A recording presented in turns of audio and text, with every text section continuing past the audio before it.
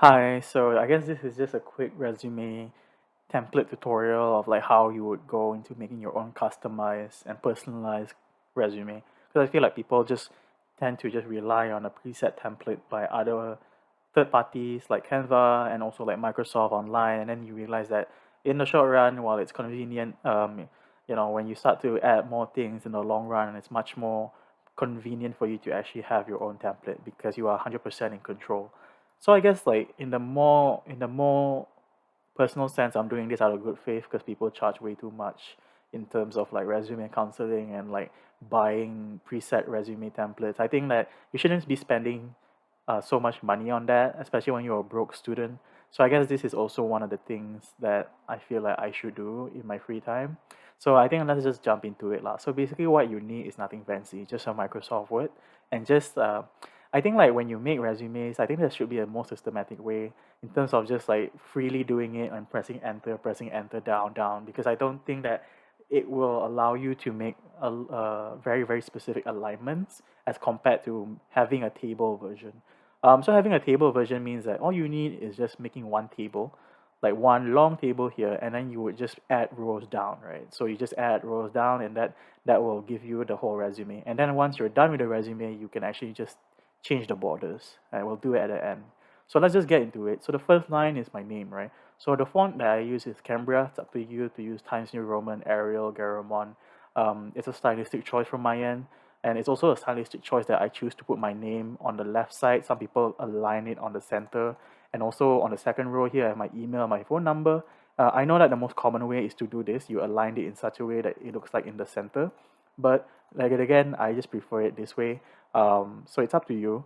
I think so. That's the first and second row lah. The second row you split the cells into two. You get the email and then you get the mobile section. So that's good, right? And then the third section is your first section, which is education, right? So education, you just want to list your university, Sunway University, for example. Notice here that this is actually just one big row that's divided into two columns, so that on the right here I can put my location, and then the left is the name. It's actually just one row. I just press enter, so it's just one row, it's not two rows. It just happens to have two lines. I press enter. So you just put your name of your degree, the long version, Bachelor's of Arts in Economics, bracket honors. I'll separate with a semicolon, and then the second part I will put my GPA, my WAM if you're Australian, or like first class, second class, depending on what university you come from. So I guess that's that. In terms of coursework, under the bullet points, there's another row under it. I would separate it into a different row for that. I will put the classes that I would think will be relevant to the position, and that would mean, like if I'm a finance position job, a finance intern, I would show that I did financial accounting, investments, know a bit of macro and micro because I took it in class. There's also certain things that you want to highlight if it's special. For example, you took the effort to learn Chinese, so you can just say that, oh, I took intermediate Chinese or history of China. That's going to be a bit of a helpful thing that will prove to be a standout later.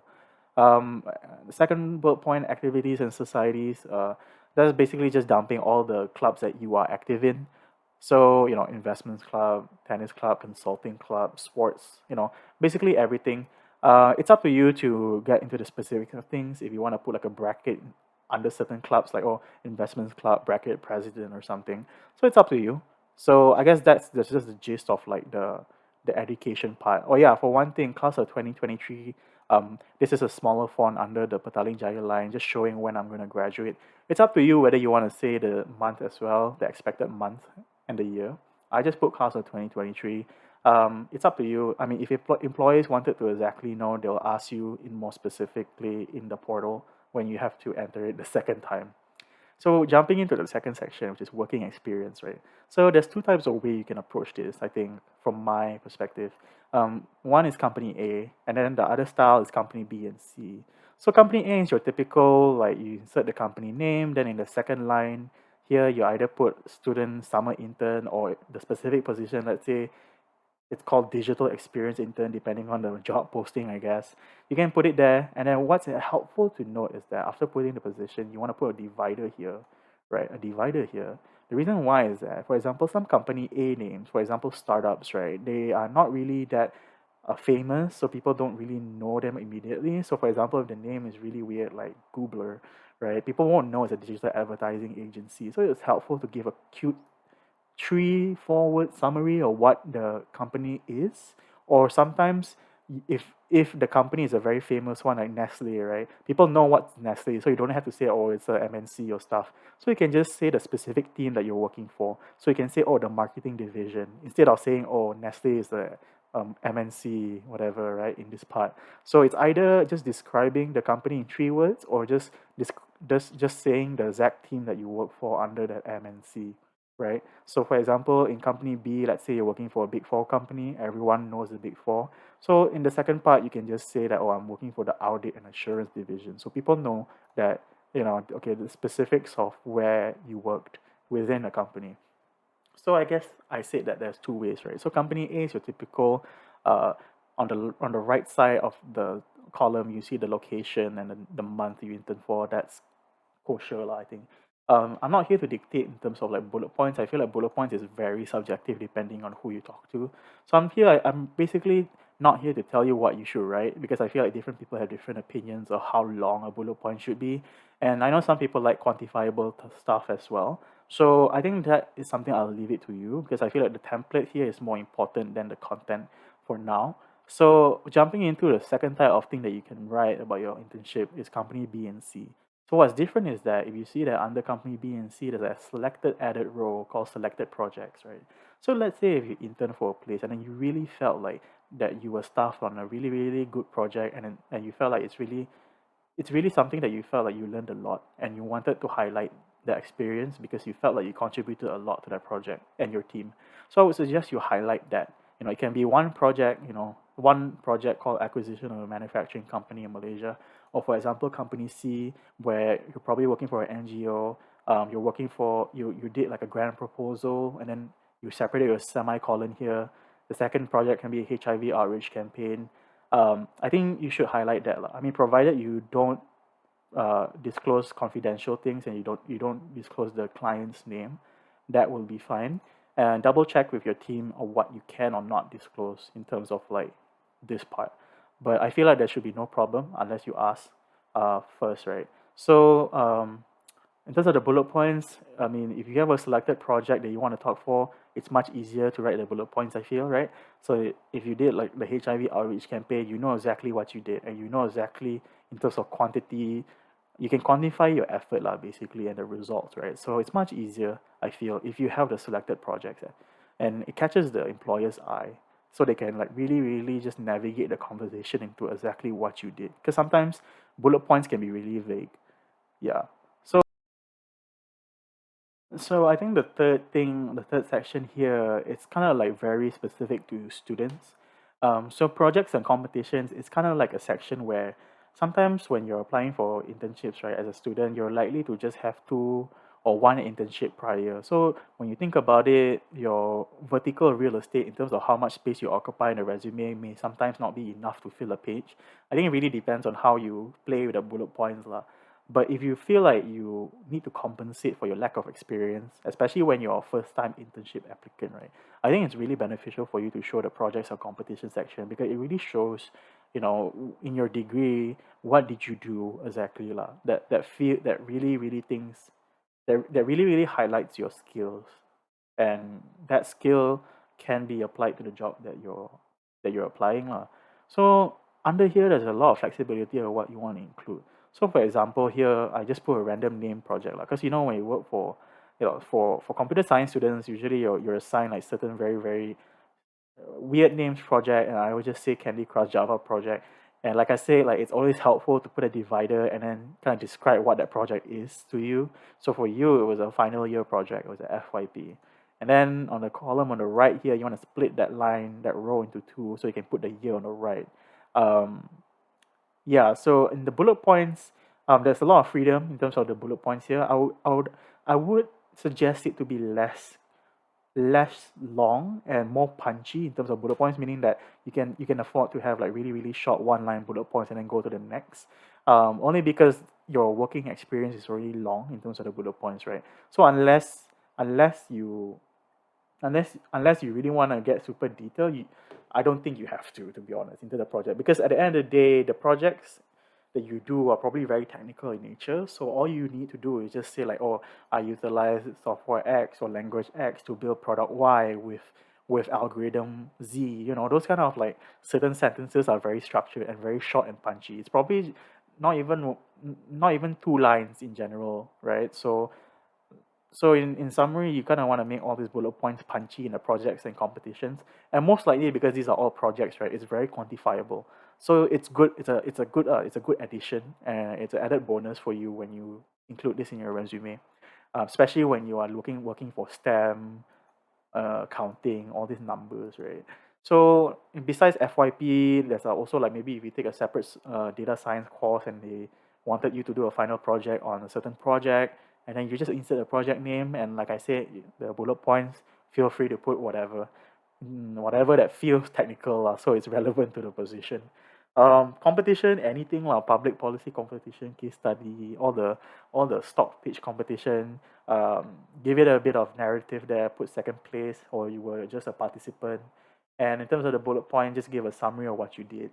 Most of the time, case study in public policy, the final stage, you are presenting to a panel, right? So I would say I just do that. Just make sure you're just writing it in a very short and summary kind of like style. Doesn't have to be all in lah, because this is kind of just like a very removable section of projects and competitions. Once you have like working experience, you don't really need to go a little crazy on the projects and competitions because you already have your own selected projects that I mentioned previously in the working experience, like the HIV outreach campaign. So yeah, so I guess that's the third one. The fourth one, campus involvement and organization. Pretty self-explanatory. Junior associate president in some student organization named in Malaysia. There's tons of student organizations, ICMS and stuff. So you just want to give one super summarized bullet point. It can be comprehensive lah, like two lines here. Like I said, these are just placeholders, right? It can be just two lines, but under one bullet point, and it's just one big summary of what you do as a junior associate or president. And I think in part-time jobs are pretty underrated. Like you should include, even though you feel like it's just a F&B company, it's just a cleaning job, or like it's just a front desk job. I think if you don't have any experience, I think just put it inside because I feel like it shows a little bit of initiative as a student that you're making a side hustle or you're not, dependent on 100% dependent on somebody else. So it shows a bit of like self motivation there, lah. So even if it's an inside scoop job, I think it should be included. Um, yeah, so I'm just checking my time so that okay, I'm using the free Bandicam. Uh, yeah, so I wouldn't go more than one or two bullet points. I think three bullet points is kind of overdoing it because, like I say, like we're already at the end of the page. So if I press enter more, like let me see, yeah, it brings me to the other page. So like I said, if you're using this kind of like the same real estate style of like what I'm doing in terms of how many bullet points I occupy, I think you kind of just want to make this really short, like just one strong bullet point that summarizes everything in 2 lines, like here, so that you can fit one page. So that's the fourth bullet point. And I would argue that the word campus involvement you don't need to put lah. Just put organizations and other work experience. Unless your part-time job is outside campus, I mean, unless it's outside campus, then you don't need to put campus involvement lah, because it's outside, so you're not involved in the campus at all. Um, yeah, I mean, there are other organizations as well, like Malaysian Association. That's campus involvement, right?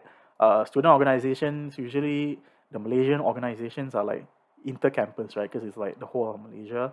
So all of them can be included here. But I feel like there should be a balance. Like I feel like if your projects and competitions is two, your campus involvement should be 2 or 3. There should not be they don't go so overkill lah, basically on like both of these sections. Just go like very balanced in your bullet point approach. Because at the end of the day, you have so much vertical real estate that needs to be saved for other parts. For example, the last section, which is additional information. Additional information, usually you just need 3 things: technical skills, interest, languages. Technical skills, if you're a CS major, you can go ham on this place. You can just put Python, Java, literally any language that you use, right? Finance bros, you can put Bloomberg Terminal. And it's expected for everyone to know Microsoft Office, by the way. So just if you just put that, it's not enough. So just dig whatever software that you learn in university and just put it here, because at one point you did use it, right? So yeah, under interest, literally just, be genuine but not too genuine if your interests are kind of creepy. um like don't be afraid to put football, sports, I don't know, if you like to go for lunch, say your interest is lunch. I don't know. I put my interest is like supper. So no, I don't know. I didn't raise a red flag. So I feel like you shouldn't feel pressure. Oh, it's like just because you're applying for a finance position doesn't mean your interest should be corporate finance. That's kind of like a bootlicker kind of like answer, to be honest. Like, oh, you really want that job, ah? So don't need to go so like proper lah for the interest. In terms of the languages, is kosher because you're Malaysian. You probably know two languages minimum, right? So fluent in Malay, English, and Mandarin. And if your Mandarin a bit like really bad, then you can just say bracket basic or like conversational, lah, depending how comfortable you are with the language. So I guess that's the part of the additional information here. Um, and then at the end, once you have all these lines here, you feel like you're ready. You just want to take this and then no border the whole thing.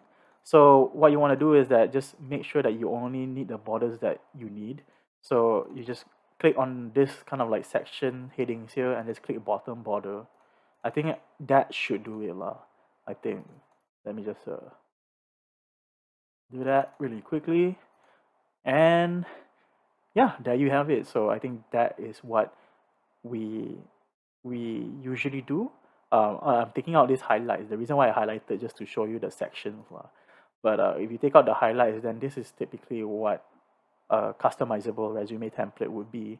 It's much systematical if you have the table.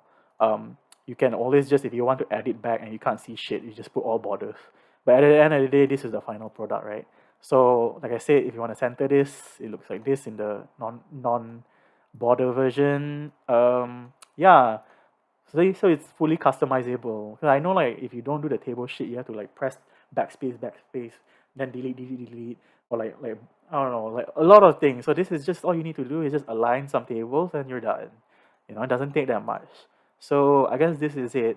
Um, Let me know if you want me to actually just make this a downloadable thing, because I feel like I just wanted to record myself doing this, because I feel like if I just provided the template, then nobody, there's no reason for me to make this video lah, basically. So yeah, let me know what you think.